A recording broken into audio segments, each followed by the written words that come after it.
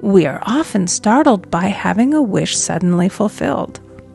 For example, one Easter, having seen many beautiful rose trees in the florist's windows, I wished I would receive one, and for an instant saw it mentally being carried in the door.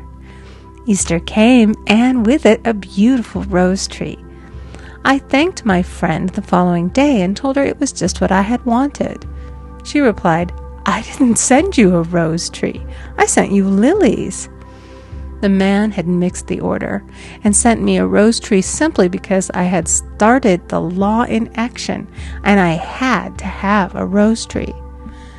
Nothing stands between man and his highest ideals and every desire of his heart but doubt and fear.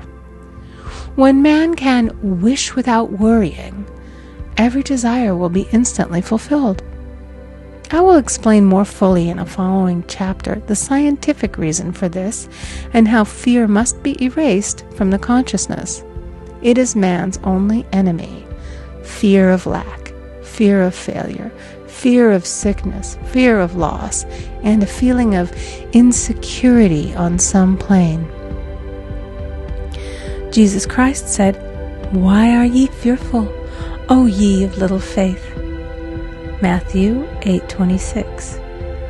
So we can see we must substitute faith for fear is only inverted faith. It is faith in evil instead of good. The object of the game of life is to see clearly one's good and to obliterate all mental pictures of evil. This must be done by impressing the subconscious mind with a realization of good. A very brilliant man who has attained great success told me he had suddenly erased all fear from his consciousness by reading a sign which hung in a room. He saw printed in large letters this statement: "Why worry? It will probably never happen." These words were stamped indelibly upon his subconscious mind, and he now has a firm conviction that only good can come into his life, and therefore only good can manifest. In the following chapter, I will deal with the different methods of impressing the subconscious mind. It is man's faithful servant, but one must be careful to give it the right orders.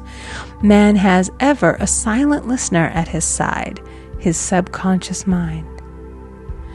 Every thought, every word is impressed upon it and carried out in amazing detail. It is like a singer making a record on the sensitive disc of the phonographic plate. Every note and tone of the singer's voice is registered. If he coughs or hesitates, it is registered also. So let us break all the old bad records in the subconscious mind, the records of our lives which we do not wish to keep, and make new and beautiful ones. Speak these words aloud with power and conviction. I now smash and demolish by my spoken word every untrue record in my subconscious mind. They shall return to the dust heap of their native nothingness, for they came from my own vain imaginings.